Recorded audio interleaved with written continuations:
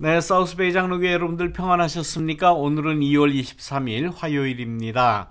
예, 오늘로서 하나님의 나라 세 번째 시간을 맞게 되었습니다. 자, 우리 신앙인들로서, 교회 다니는 사람들로서 하나님의 나라가 뭐냐라고 물어본다면 아마 속으로는 다, 나 익숙하게 잘 안다. 하나님의 나라에 대해서 많이 들었고, 또 나는 다 안다라고 생각을 아마 대부분 하실 겁니다. 그런데 설명을 한번 해봐라 라고 하면은 아마 조금 망설여지실 거예요. 어떻게 설명해야 되는지, 하나님의 나라의 현실이 무엇인지, 또 그 뜻이 무엇인지 아주 모호한 때가 많이 있습니다. 자, 그래서 하나님의 나라에 대해서 우리가 조금 더 지금 살펴보는데, 그 하나님의 나라, 예수님이 얼마나 중요하게 생각하셨던 그 하나님의 나라입니까?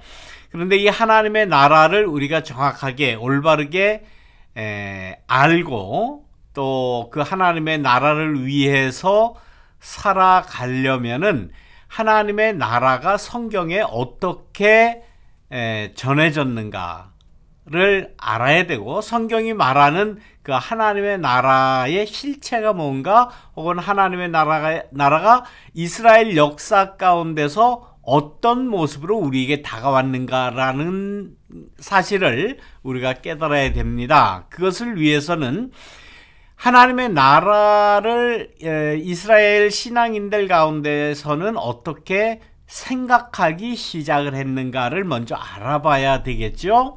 자, 그것은 하나님의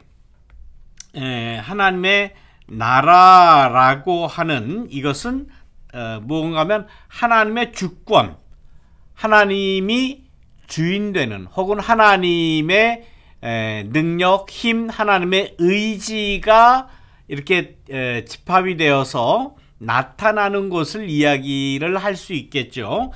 하나님의 주권, 그 다음에 하나님의 통치, 하나님께서 통치하는 그 현실, 그 세계, 혹은 또 그 체제라고도 할 수 있겠죠. 그 상황, 하나님의 뜻이 이루어지는 그러한 그 체제의 통치를 이야기할 수 있습니다. 여기서 그 하나님의 주권이라고 지금 이야기를 하는데, 하나님의 주권이 펼쳐진다고 하는 것은 성경에서 보면 이 히브리의 역사하고 불가분의 관계예요. 그러니까 이스라엘 역사 가운데서 하나님의 통치라고 하는 그 현실 혹은 그 개념이 시작되었다라고 우리는 볼 수 있죠. 자, 이 히브리라고 하는 이 민족, 히브리의 출발이 어디에서부터 출발합니까? 우리는 잘 알죠? 구약의 그 이집트에서, 이집트라고 하는 이 군주국, 이 바로라고 하는 이 군주가 있었죠. 바로 황제라고 이야기하기도 하고 왕이라고 이야기하기도 하고, 아무튼 이 군주 파라오라고 하는 이 군주 밑에 모든 체제가 이루어지는 그 체제를 이야기하는데, 이 군주국을 파라오 체제를 유지하기 위해서는 굉장한 압제가 있을 수밖에 없어요. 그 체제를 유지하기 위해서는 노예가 필요했고, 이 노예를 다스리기 위해서는 압제를 할 수밖에 없어요. 강압적으로, 사람의 의지 이런 걸 떠나서 강제로 노역을 시키는 그러한 관계일 수밖에 없는데, 거기에서 압제가 일어났고, 굉장히 그 압제에서 시달리는 이 노예들은 그야말로 인권을 유린당하고 힘들 수밖에 없었죠. 그래서 힘들다 못해 이 노예들이 믿는 이 노예들의 신에게 기도를 했다는 거 아니에요? 울부짖었다는 거 아닙니까? 근데 그 울부짖음 소리를 그 신이 듣고 마침내 이 이집트 군주국의 이 압제 상황에 내려와서 그들을 탈출시켜줬다, 해방시켜줬다라고 하는 것이 이 출애굽 아닙니까? 이 이집트라는 이 나라는 어떤 신학을, 어떤 종교를 가지고 있었냐면 신정제국이었어요. 신정제국. 데오크라티라고 이제 독일어에서는 이렇게 얘기를 하는데, 파라오가 신이에요. 예, 파라오. 예, 바로라고 이제 우리 성경에는 그렇게 이야기했는데, 이 파라오는 세계를 창조한 호루스가 인간이 된 살아있는 신이다라고 라는 그러한 뭐 이념이랄까 신학이랄까. 예. 그러니까 이게 신정제국 제정일치 국가에서는 그렇게 이야기를 했던 거예요. 그런 신학을 가지고 있었던 거예요. 종교적인 뭐 교리라고도 할 수 있죠. 자, 이것이 그러니까 바로는 신이다. 신의 영역에까지 이게 격상을 시킨 거예요. 그러면서 이 신을 믿어야 된다. 그런데 그 신이 맨 처음에는 뭐라고 불렀나? 호르스라는 신이에요. 자, 이러한 신학이 이집트의 국가 신학이었다라고 하는 사실입니다. 이 사실을 가장 잘 나타내주는 사진이 바로 이겁니다. 여러분 다 아시죠? 우리는 여기 그 스핑크스라고 알고 있고, 이건 뭡니까? 피라미드 스핑크스라고 말하는데, 사실 형상이 호루스 신의 형상이라고 그렇게 이야기를 하죠. 그래서 호루스 상이다라고 뭐 이야기해야 된다라고 하는 그런 주장도 있습니다. 그러니까 이 피라미드 체제, 이 바로 왕들의 여러 개가 있지 않습니까? 이 피라미드가 이게 뭡니까? 바로의 무덤이죠. 그 안에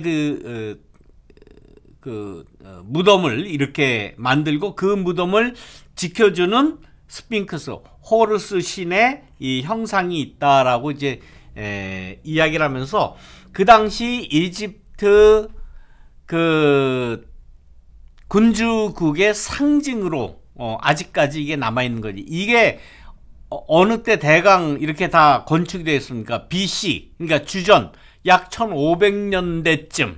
그러니까 그때하고 히브리, 구약 성서에 나오는 히브리들이 여기에서 노예 생활을 하던 때하고 거의 같은 기간이라고 그럽니다. 그러니까 아마 히브리 노예들이 이러한 어마어마한 큰 건축물을 만드는데 강제 노역을 했고, 그 강제 노역을 하는 가운데 이루 말할 수 없는 그러한 그 압제를 받았다. 오죽하면은 우리는 도저히 이렇게 못 살겠습니다라고 자기네들 신에게 그 호소를 했겠습니까? 그 당시 이집트에는 이미 신이 있었어요. 이와 같은 이 호루스 신.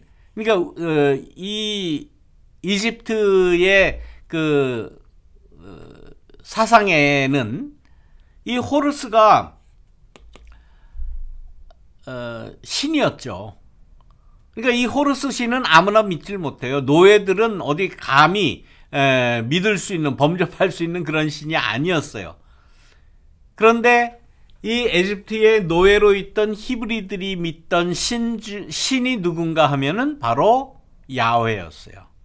야훼. 그 신에게 기도를 하고 울부짖으니까 그 음성을 들어주었다는 거예요. 그것이 바로 이집트에서 노예 생활하던 히브리들이 탈출하게 된 그러한 동기인데, 중요한 것은 뭔가 하면은, 이 히브리들이 생각할 때에 우리가 믿는 하나님은 이 호르스와 같은 1인 군주 체제를 뒷받침하고 그 호르스 신이 이렇게 현인 신이 되어서 바로라고 하는 인간이 신이다라고 하는 그러한 신학, 그러한 신앙 혹은 그러한 체제, 그러한 사상, 문화 모든 것을 우린 받아들일 수 없다는 거예요. 히브리들의 생각은, 히브리들의 신앙은, 그리고 이러한 억압의 체제를 비호하고 그들을 이렇게 지켜주는, 이거 지금 지켜주는 거 아닙니까? 이 피라미드 체제를 앞에서 딱 하고 이 호르스 신이 이게 지켜주는 거 아니에요? 이런 체제는 우리는 믿지 않겠다라는 거예요. 그리고 거기에서 생겨난 가장 중요한 신학이 뭐냐? 오직 여호와만이라고 하는 그러한 신앙이에요. 그것이 그 모습이 바로 하나님의 나라의 시초의 모습이었다라고 하는 것이 출애굽에서부터 시작이 된다라는 말씀입니다. 그래서 이 출애굽 이 현실, 출애굽 상황을 잘 우리가 깨닫는 거, 어떤 상황이었는가라는 것을 깨닫는 게 굉장히 중요한 겁니다. 그것은 뭐 출애굽기는 뭐 예수님 오시기 1500년 전쯤에 있었던 그러한 이야기고, 지금은 예수님께서 말씀하시는 하나님의 나라는 뭐 1500년 이후에 예수님이 오셔서 소개한 그러한 하나님의 나라, 이게 별개로 생각하는 경우가 많아요. 그런데 그렇지 않습니다.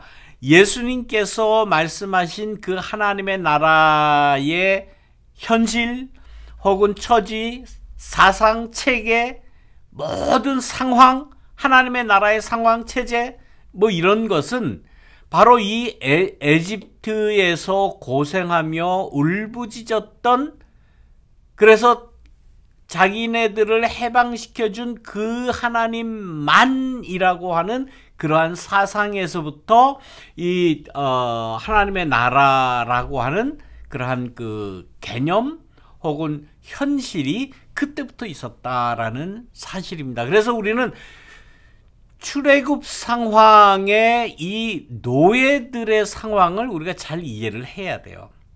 어떻게 보면 우리가 믿는 신앙이라고 하는 것, 우리가 믿는 종교라고 하는 것, 하나님 신앙, 예수 그리스도, 예수님이 우리에게 소개시켜준 그 하나님의 나라라고 하는 것은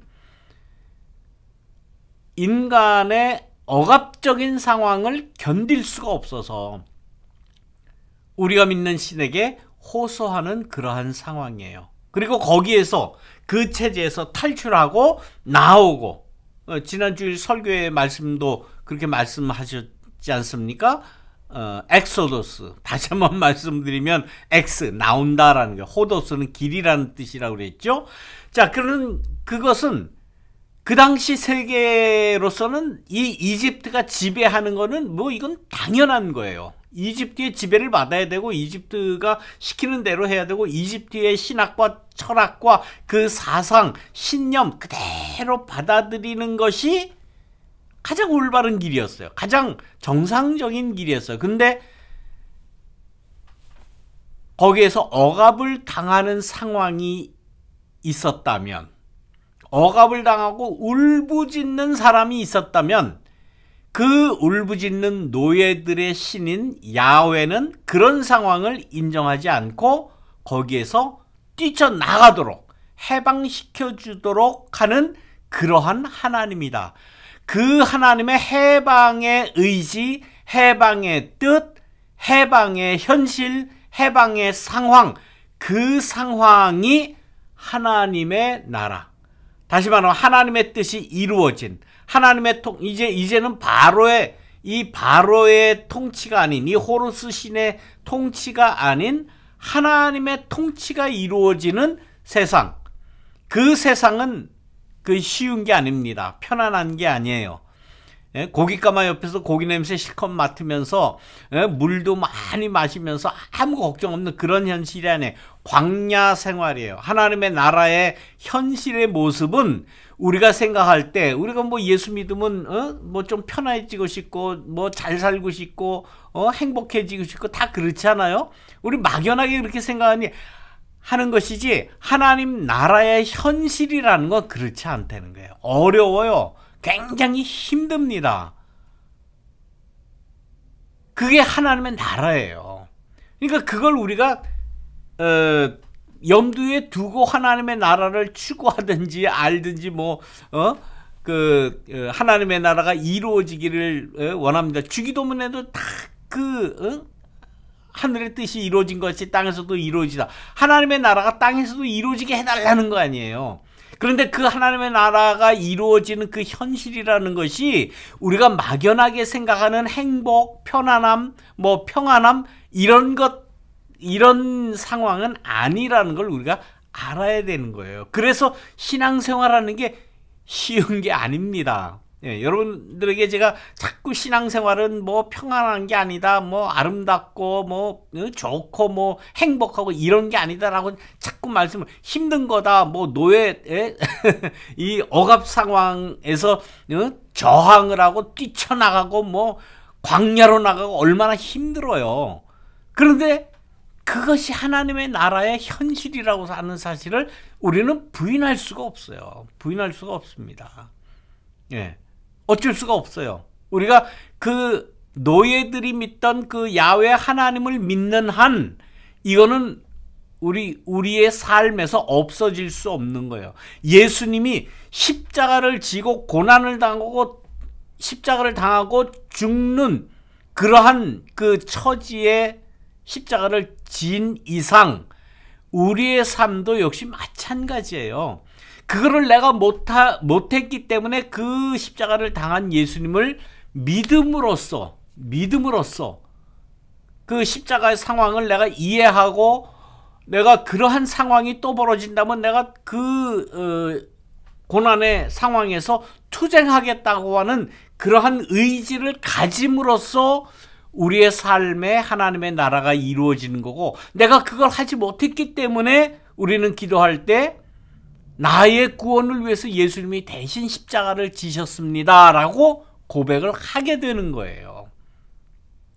자, 오늘 그 시간이 좀 다 됐는데, 자, 여기까지 말씀드리고 다음 시간에 계속 이어서 말씀드리도록 그렇게 하겠습니다. 자, 여러분들 이번 한 주간도 평안히 계시고 또 좋은 행복한 하루하루를 지내시기를 바랍니다. 여러분들 감사드리고 다음 시간에 또 만나겠습니다. 여러분들 안녕.